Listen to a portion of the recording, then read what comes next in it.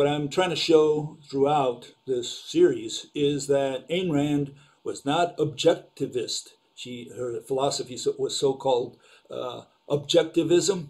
I'm saying it should have been called subjectivism because everything she did, absolutely everything, every 2 sentences was subjective. It introduced an observer, it introduced consciousness, it introduced perception, and so especially sensing, the senses, okay? That you must perceive, you must detect, you must touch or see. And everything is like that in her entire work. There's nothing that is not like that. And that's what I want to show. And I want to show it objectively, not subjectively. Some people say, well, you didn't understand Ayn Rand. You didn't grasp exactly what she was saying. And there's a problem there because some people interpret A and some other people interpret Z, okay? And some people say that, for example, just as an example, that Ayn Rand believed that concepts exist or somehow incorporate concepts into her notion of existence. And others say, no, she specifically said no. And so we have all these followers of Ayn Rand, they have totally different versions. And that's because they interpret Ayn Rand according to their predispositions, their biases. And that's why I'm going to do it objectively. I'm sorry. I'm not going to go in to try to interpret or try to second guess her, Ayn, right? In what she meant and what she really was talking about. No, it's going to be straightforward. I'm just going to take her statements as they are.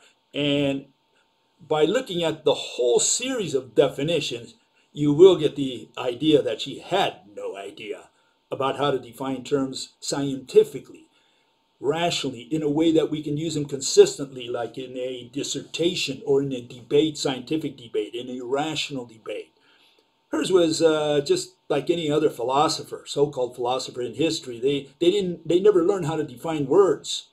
And you don't have to take my word for it. Just go into the Stanford Encyclopedia of Philosophy, go into the Internet Encyclopedia of Philosophy, go into the Catholic Encyclopedia of Philosophy, the New Advent, and you will find definitions there. It's just a listing of glossaries, right, of words.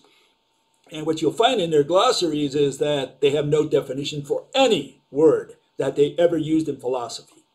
Not one. Okay, I haven't looked at all of them, by the way, but I'm willing to put my hand in the fire. The tons that I've looked at, no definition whatsoever. What they have is histories of what all the philosophers, so-called philosophers, thought throughout history about that word. That's what they have, in different theories and so on. They don't have a definition. They say, look, this is what this definition means, or what this word means after 10,000 years of research and philosophizing and whatever, okay, of thinking. Proposals and whatever.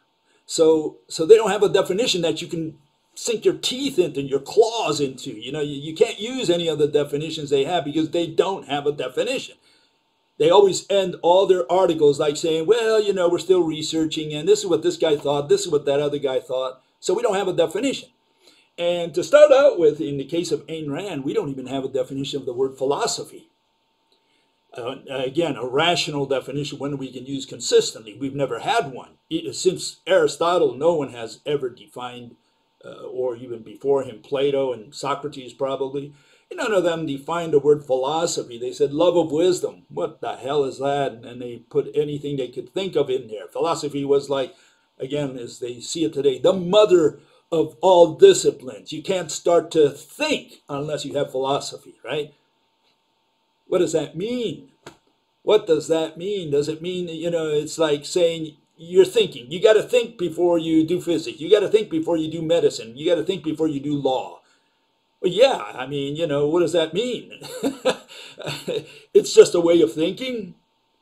So no, we have to define the word philosophy in a way that we can attack people who have irrational theories and irrational proposals.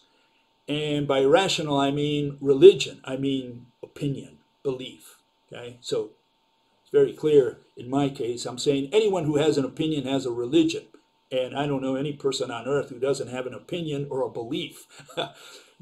Starting with me, okay? So everybody's got a religion, Religion is not about God. Religion is about belief and opinion. So if you're into politics, you're a religious individual. If you're into religion, traditional religions, Hinduism, Christianity, you have a religion. If you're into mathematical physics, you're also into religion, because mathematical physics only has opinions. They have irrational opinions in their case, because they turn all concepts into objects. That's totally unacceptable, at least from the point of view of physics. Okay, so here's Ayn's, some call her Ayn. His definition of philosophy. Okay, philosophy is the science. I'm glad she puts the word science in there. These are her words. Okay, I'm not putting anything in her mouth. Is the science. And what is strange about that is people contrast science with philosophy and say, well, philosophy is not science. It's like an opposing or alter ego or whatever of science. And she says philosophy is the science, whatever science is, right? That studies. Okay, so we study. And again, I have a problem with study, because anybody can study and not know anything, not understand anything. So studying is a bad word to use. I've said that in the past. The fundamental aspects of the nature of existence. I thought physics did that. I thought physics was the science of existence. And she said the fundamental nature of existence. So she's in the wrong field to begin with. Okay, I'm going to compare against my definition. Okay, right there and then. Okay, just so we have something to compare it against. I'm wearing a funny hat because I celebrated 500 years of Mr. Martin Luther. And he put his 95 Theses on a church, and I put them on university, symbolically. Okay, philosophy is the science that explains, not that studies, but explains behavior. Okay, why? Because I define science as rational explanations. So anything that purports to explain falls under science. And science includes anything that purports to explain the universe. Physics explains the phenomena that happen out there, the mechanisms, right? Causes. And philosophy has to explain something else. What does philosophy explain? Behavior. Human behavior primarily. You can include animals if you want. Okay? Why someone did something. Why did someone go to war? What led him to that decision? To what is his goal? He wanted to become famous. He wanted to make money. That's philosophy. But to say that philosophy is a way of thinking, we can't use that in science. We can't use it in a rational discussion. That's where the problem is right now. The problem is people have this old-fashioned, this traditional notion of what philosophy is. And that's what they teach in the universities under the heading, philosophy 101, etc. And that's not philosophy. That's nonsense. It's known as nonsense because all that is opinion of how you should behave, recommendations. What is the best political system? That's an opinion. Is it ethical to kill an animal? Is it ethical to marry someone of your own sex? All that's opinion. All that is opinion. And so opinion leads to endless discussion. And maybe that's why philosophy is a good place to go to work, because it's got job security. You never get to see the end of it because it's all opinion. And that's why we can't use that. And philosophy, instead, if we have to explain something, a behavior, then we have theories. And that's what science is about. And then it is a science, as Ayn Rand said. If you say, well, why did Napoleon go to Waterloo in 1815? Well, one guy says, well, he wanted to be famous. The other guy said, well, he wanted to be a movie star. And the other guy says, no, he wanted to rob and steal and kill people, whatever. So they have all these different theories out there, okay? And you listen to all these theories and you reach your own conclusions. But to say that philosophy is just behavior, recommendation, like a diet, like this is what I recommend you have for a diet, okay? Because I think it's good for you, I think it's healthy for you. All that's opinion. And that's why that's not philosophy. Philosophy is not just a way of thinking, a recommendation, a proposal in the sense of what you should do. No. Philosophy is why you did something. Okay, so now we start out on the wrong foot with Ayn Rand first because we don't agree on what philosophy is. I just want you to know the contrast here. Okay.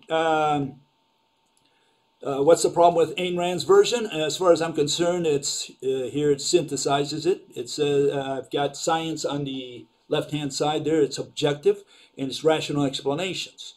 And it's divided into two branches. One is physics and the other one's philosophy. One studies phenomena, one explains phenomena, the other one explains behaviors, okay? One deals with causes and mechanisms, the other one with reasons and purpose. And the bread and butter of physics is objects, are the objects, okay? And philosophy are the concepts. Now, some people might say, well, what do you mean really by concepts are the bread and butter or the building blocks of philosophy? Well, we have to explain, behavior. And behavior goes into the mind, okay, into how a person thinks. And so that's full of concepts of relations that persons establish. So in that sense, the concept is the bread and butter of philosophy. It's not that we use the word distance for something in philosophy. It's that most of the issues that we're going to resolve by talking about reasons and purpose deal with concepts. As soon as you introduce an object and start talking about an object, you've crossed the line into physics. Now you're not explaining behavior. Now you're explaining something physical. Okay, you're going to say, for example, why did someone cross the street? And you can't go in there and say, well, he's got two legs and the legs move one in front of the other, and that's how he crossed the street. No, now you're talking about physics. You're not talking about the purpose, the reason a person crossed the street. So in that sense, concepts enter the discussion of philosophy, okay?